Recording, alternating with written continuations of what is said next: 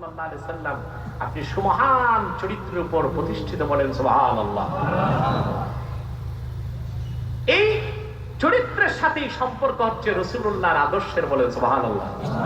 এবার আপনি চিন্তা করেন রাসূলুল্লাহর উসওয়াত বা আদর্শটা কত বড়, কত মহান, বলেন সুবহানাল্লাহ।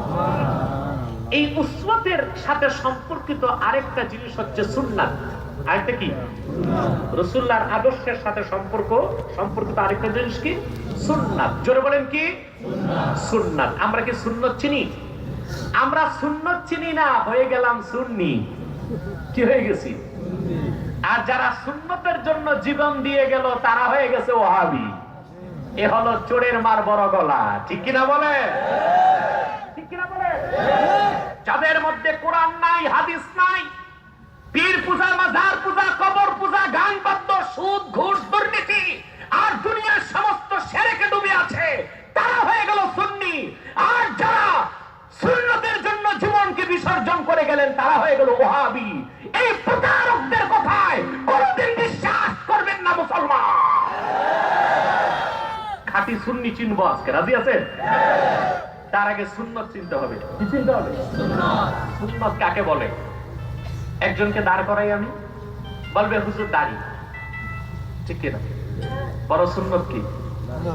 দাড়ি, লম্বা কুর্তা, দস্তরখানে ভাত খাওয়া, ঢিলা কুলুক, কথা বলেন, মেসওয়া, খানার পরে একটু কাইলুলা, মাঝে মধ্যে খানার পরে একটু মিঠা খাওয়া, এই তো আমরা সুন্নত চিনি।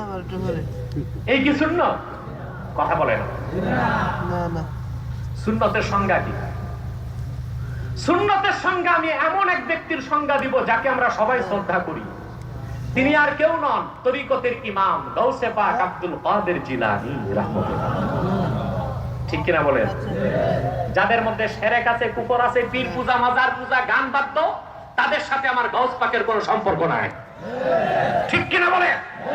তারা কাদরি হতে পারে না, তারা সুন্নি হতে পারে না। সুন্নতের যাদের সাথে যাদের সম্পর্ক, তাই হচ্ছে গাউস পাকের যোগ্য উত্তরসূরি। ঠিক কিনা বলেন?